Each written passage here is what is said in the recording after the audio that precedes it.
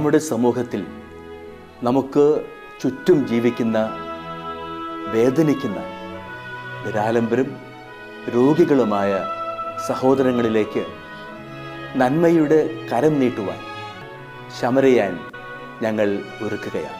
പങ്കുവയ്ക്കുന്ന ക്രൈസ്തവ സ്നേഹത്തിൻ്റെ ഈ മഹനീയ സാക്ഷ്യാനുഭവത്തിലേക്ക് ഏവർക്കും സ്വാഗതം.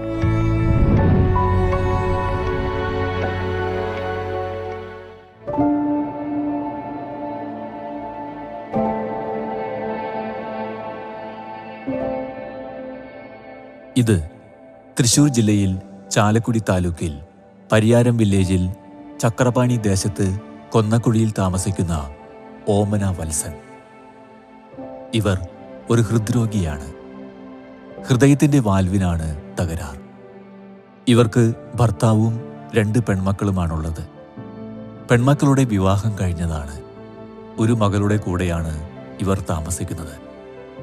ഇവരുടെ ഭർത്താവ് വത്സനും ഹൃദയ ശസ്ത്രക്രിയയ്ക്ക് ശേഷം ശരീരം തളർന്നതിനാൽ പരസഹായമില്ലാതെ നടക്കുവാൻ പറ്റാതെ വീട്ടിൽ കഴിയുന്നു.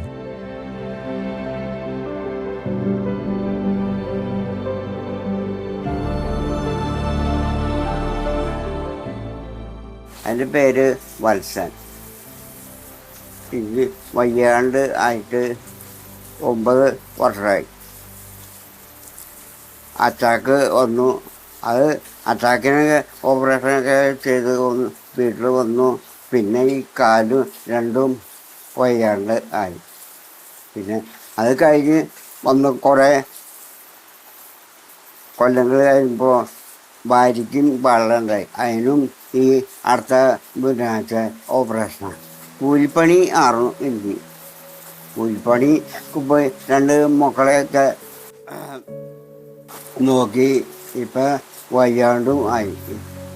അതേമാതിരി ഇപ്പോൾ ഭാര്യയ്ക്കും വയ്യാണ്ടായി. അതിനിപ്പോൾ ഓപ്പറേഷനൊക്കെ വേണം. സാമ്പത്തികമായിട്ട് ഒന്നും ഇല്ല കയ്യിൽ. പിന്നെ നിങ്ങൾ എല്ലാവരും സഹായിക്കുക.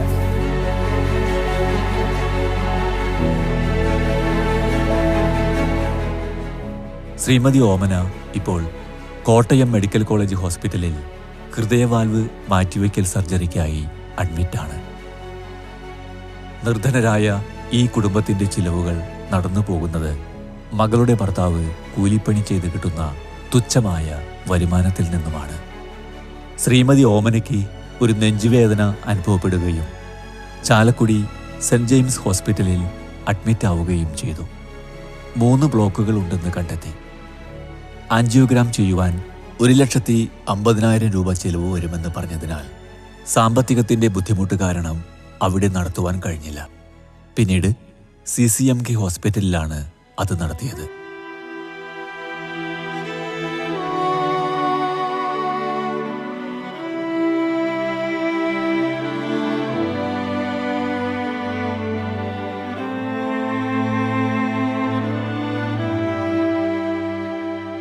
എൻ്റെ പേര് ജിഷ. ഇതെൻ്റെ അമ്മയാണ്.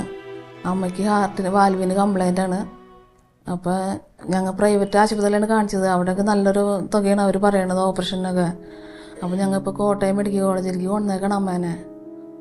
അപ്പോൾ ഇവിടെ വാൽവ് ഇത് വയ്ക്കുന്നതിന് നല്ല പൈസ തന്നെ വേണ്ടി വരും. അപ്പോൾ ഞങ്ങളിപ്പോൾ ഇവിടെ ഇന്നലെ വന്നു, ഡോക്ടറെ കണ്ടു. മറ്റേ ഓപ്പറേഷൻ്റെ ഡോക്ടറെ കണ്ടിട്ടില്ല. അപ്പോൾ ആള് തിങ്കളാഴ്ച ഉണ്ടാവുള്ളൂ.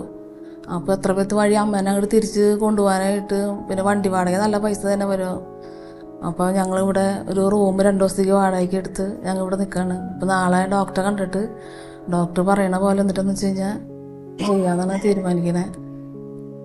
പിന്നെ ഞങ്ങൾക്ക് ഞങ്ങൾ 2 പെൺമക്കളാണ്. ചേട്ടൻ അവർക്ക് മരുമക്കൾക്കായാലും കൂലിപ്പണിയാണ് അവർക്ക് 2 ആൾക്കും. ചെറിയ മക്കളുണ്ട്, പഠിക്കുന്ന പിള്ളേരുണ്ട്. അപ്പോൾ അതിൻ്റെ ബുദ്ധിമുട്ടുകളും ഇതുകളൊക്കെ ഞങ്ങൾക്കുണ്ട്. പിന്നെ അച്ഛനാണെങ്കിൽ തളർന്ന് കിടക്കണം. 8 കൊല്ലമായി അച്ഛൻ തളർന്ന് കിടക്കണേ. അപ്പം പിന്നെ ഞങ്ങൾക്ക് വീടൊന്നും ഉണ്ടായില്ല. ഇപ്പോൾ നാട്ടുകാരും പാർട്ടിക്കാരും കൂടി ഒരു വീട് വെച്ച് തന്നിട്ടുണ്ട്. അപ്പോൾ അത് വിൽക്കേണ്ട വരെ ഗതികളിലാണ് ഞങ്ങൾ നിൽക്കുന്നത്. അത് വിറ്റയിൽ അമ്മേനെ ചികിത്സിക്കണം. അമ്മ കൂലിപ്പണിക്കൊക്കെ പോയി ഓരോ കാര്യങ്ങളൊക്കെ നടത്തിയത്. ഇപ്പം അമ്മയ്ക്കും വയ്യ. ഇപ്പം അച്ഛനും മരുന്ന് വാങ്ങിക്കണം, ആഴ്ചയിൽ നല്ല തുക തന്നെ വരുന്നുണ്ട് അച്ഛനും മരുന്ന് വാങ്ങാനായിട്ടും. അമ്മയ്ക്കും ആഴ്ചയിൽ നല്ല പൈസ തന്നെ വരുന്നുണ്ട്.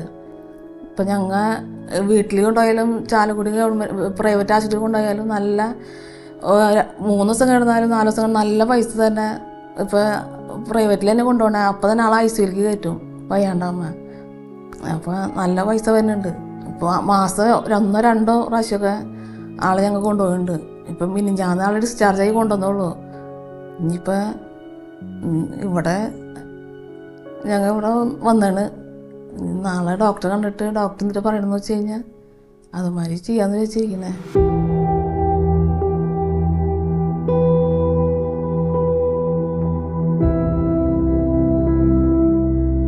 ഡോക്ടർ തോമസ് ജോണിന്റെ കീഴിലാണ് അത് നിർവഹിച്ചത്. അദ്ദേഹം തന്നെയാണ് ഹൃദയവാൽവിന് ദ്വാരമുണ്ടെന്നും മരുന്നുകൾ കൊണ്ട് മാറുകയില്ല, സർജറി വേണം എന്ന് നിർദ്ദേശിച്ചത്. ധാരാളം പണം ചെലവ് വരുന്നതിനാൽ തൽക്കാലം മരുന്നിൽ തുടരുകയായിരുന്നു. ശ്വാസതടസ്സം നേരിടുന്നതിനാലും ഓക്സിജൻ കുറഞ്ഞതിനാലും സെന്റ് ജെയിംസിൽ വീണ്ടും അഡ്മിറ്റായി. എമർജൻസിയായി ഓപ്പറേഷൻ വേണം എന്ന് ഡോക്ടർമാർ പറഞ്ഞു. സെന്റ് ജെയിംസിലും തൃശൂർ മെഡിക്കൽ കോളേജ് ഹോസ്പിറ്റലിലും ഇതിനുള്ള സൗകര്യമില്ല. കോട്ടയം മെഡിക്കൽ കോളേജിൽ പോകണം എന്നും നിർദ്ദേശിച്ച പ്രകാരം ഇപ്പോൾ ഇവർ കോട്ടയത്ത് അഡ്മിറ്റാണ്. ഡോക്ടർമാർ സർജറിയുടെ ഡേറ്റ് തീരുമാനിക്കുന്ന മുറയ്ക്ക് സർജറിക്ക് വേണ്ടി കാത്തിരിക്കുകയാണ്.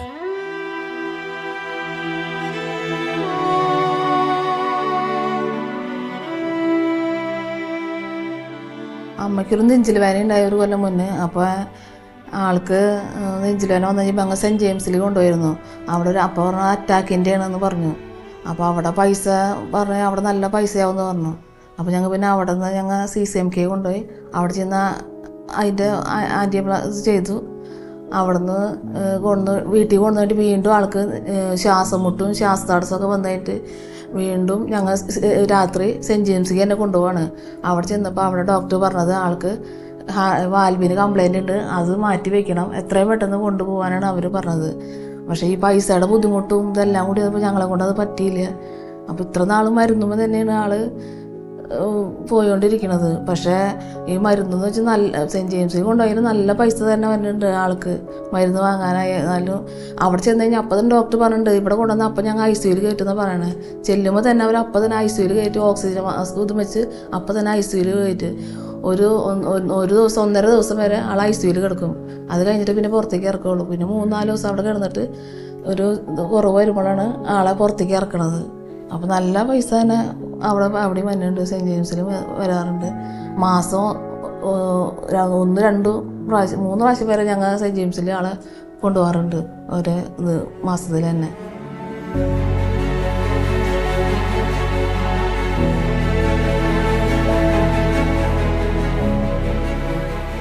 ഭർത്താവ് വത്സൻ കൂലിപ്പണിക്ക് പോയായിരുന്നു കുടുംബം പുലർത്തിയിരുന്നത്. ഹൃദയസംബന്ധമായ അസുഖത്തെ തുടർന്ന് ഇപ്പോൾ എഴുന്നേറ്റ് നടക്കുവാൻ കഴിയാത്ത അവസ്ഥയിലായി. സർജറി കഴിഞ്ഞെങ്കിലും ഈ രീതിയിൽ കഴിഞ്ഞുകൂടുന്നു. 2 രോഗികൾ ഒരേ വീട്ടിൽ നിസ്സഹായാവസ്ഥയിൽ കഴിയേണ്ടി വരുന്നു. കൂലിവേല ചെയ്ത് ഇവർക്കുള്ള മരുന്നും ചികിത്സയുമൊക്കെ മകളുടെ ഭർത്താവ് നിർവഹിക്കുന്നു. പലപ്പോഴും മരുന്ന് വാങ്ങാൻ പറ്റാത്ത വിധത്തിൽ വിഷമതകൾ അനുഭവിക്കേണ്ടി വരുന്നു. ഈ അവസ്ഥയിലാണ് ഇവർ ഗുഡ്നസ് TVയുമായി ബന്ധപ്പെടുന്നത്.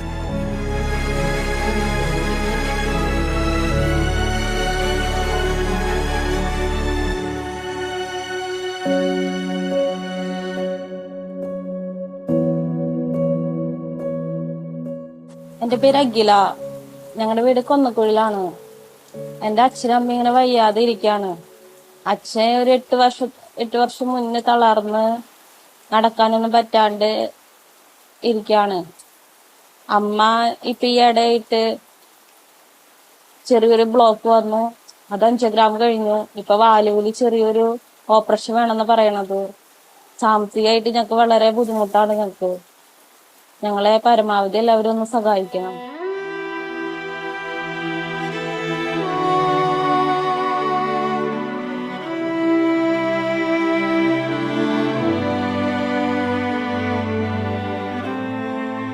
സർജറിയുടെ ടെൻഷനും സാമ്പത്തിക ബുദ്ധിമുട്ടും എല്ലാം കൂടി ഇവരെ വീർപ്പുമുട്ടിക്കുന്ന അവസ്ഥ.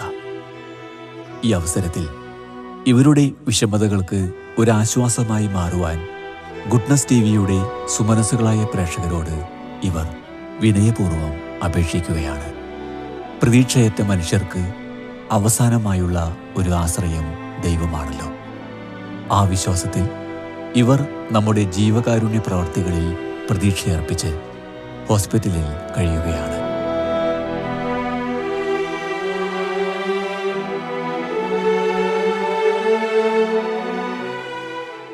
ഞങ്ങൾ സെൻറ്റ് ജെയിംസിലെ ഡോക്ടർ അപ്പോൾ ഞങ്ങളോട് ഇത്രയും പെട്ടെന്ന് ആളെ വാൽവ് മാറ്റി വയ്ക്കണം, നിങ്ങൾ കൊണ്ടുപോക്കണം പറഞ്ഞു.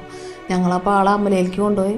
അമലയിൽ ചെന്ന് കഴിഞ്ഞപ്പോൾ അവിടെ 6 ലക്ഷം രൂപ വരെയാണ് അവർ പറയണത്, നല്ല പൈസ പറയണത്. അപ്പോൾ ഞങ്ങൾക്ക് അതിനുള്ള കഴിവില്ലാത്തതുകൊണ്ട് ഞങ്ങൾ ഇപ്പോൾ കോട്ടയം മെഡിക്കൽ കോളേജിലേക്ക് വന്നേക്കാണ്.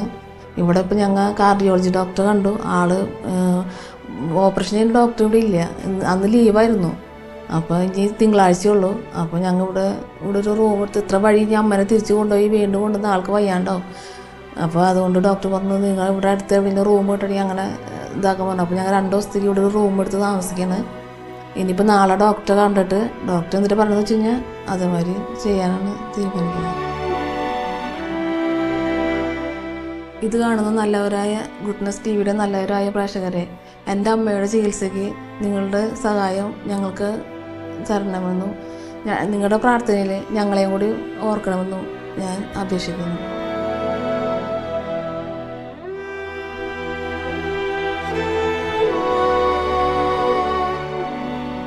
വിജയകരമായ ശസ്ത്രക്രിയയ്ക്കും സാമ്പത്തിക പരാധീനതകൾക്കുമുള്ള പരിഹാരത്തിനുമായി നമ്മുടെ പ്രാർത്ഥനകളും മനസ്സറിഞ്ഞുള്ള സഹായ സഹകരണങ്ങളും ഇവർക്ക് നൽകി പരമകാരുണികനായ ദൈവത്തിൻ്റെ കരസ്പർശമായി മാറുവാൻ നമുക്ക് കഴിയുമാറാകട്ടെ എന്നു പ്രാർത്ഥിച്ചുകൊണ്ട് സസ്നേഹം ശബരിയൻ.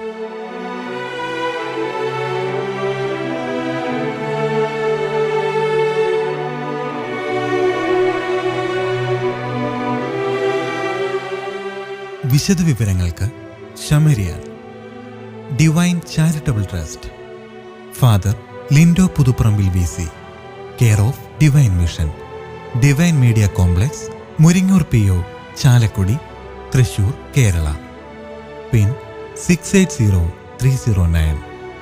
ഫോൺ 0480 27000893. മൊബൈൽ 9744198906.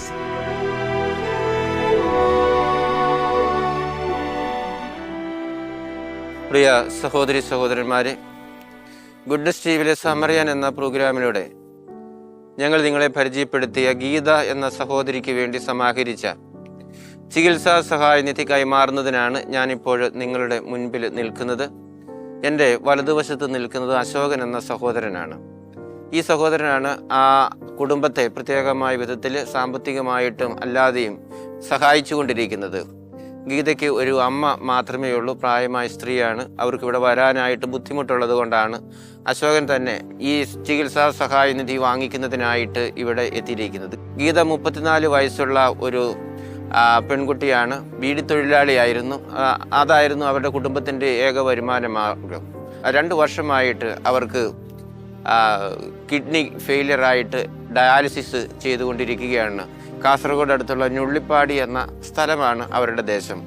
അങ്ങനെയുള്ള സാഹചര്യത്തിലാണ് ഗുഡ്നസ് ടിവി അവരെക്കുറിച്ച് അറിയുന്നതിന്, പ്രത്യേകിച്ച് അശോകൻ വഴിയായിട്ടാണ് ഗുഡ്നസ് ടിവി അവരെക്കുറിച്ച് അറിയാനായിട്ട് ഇടയായത്. അപ്പോൾ അവരെ സന്ദർശിക്കുകയും അവരുടെ അവസ്ഥ മനസ്സിലാക്കുകയും ചെയ്തപ്പോഴാണ് ഇങ്ങനെ അവരെക്കുറിച്ച് ഒരു പ്രോഗ്രാം ഗുഡ്നസ് ടിവിയിലെ സമറിയൻ എന്ന പരിപാടിയിലൂടെ നൽകുന്നതിനായിട്ട് ഇടയായത്. അത് കണ്ടു കഴിഞ്ഞ ആളുകൾ വളരെ ഉദാരമായിട്ട് സഹായിക്കുന്നതിനായിട്ട് മുന്നോട്ട് വന്നു. നിങ്ങളുടെ നിർലോഭമായ സഹകരണത്തിൻ്റെ ഭാഗമായിട്ട് നമുക്ക് 1,67,000 രൂപ സമാഹരിച്ചെടുക്കുന്നതിനായിട്ട് സാധിച്ചു. ആ തുക ഇപ്പോൾ ഞാൻ നിങ്ങളുടെ എല്ലാവരുടെയും പേരിൽ ഈ ഗീതയ്ക്ക് വേണ്ടി മിസ്റ്റർ അശോകരെ ഞാനിപ്പോൾ ഏൽപ്പിക്കുകയാണ്.